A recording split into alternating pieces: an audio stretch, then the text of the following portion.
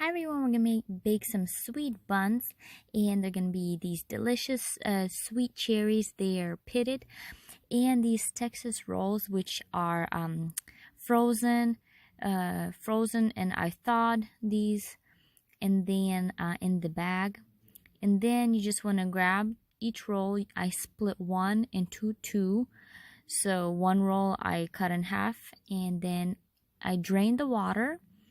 And then I use some paper towel to remove all the excess juice in the water from the cherries. Roll out the dough, put sugar and cherries, close it up, and we're going to put this away to rise a little bit.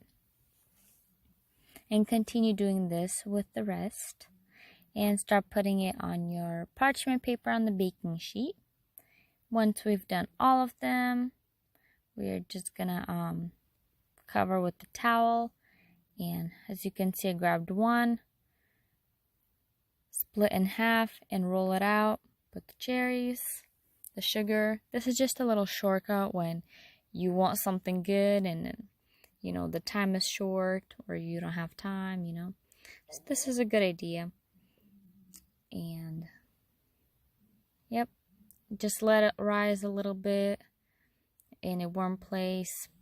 And then once it rested, I did an egg wash, which you don't have to, but I do. I like the shininess that it brings.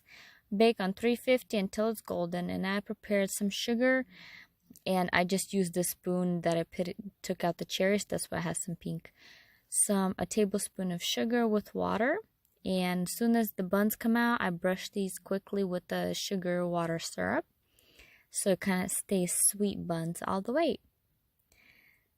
And these are delicious. These are delicious, and it's easy. Give it a try and let me know what you think. Thank y'all so much for watching. Please like and subscribe, and I'll see you guys next time. Yummy! Look what is inside. Look at that. So much cherries. Yum.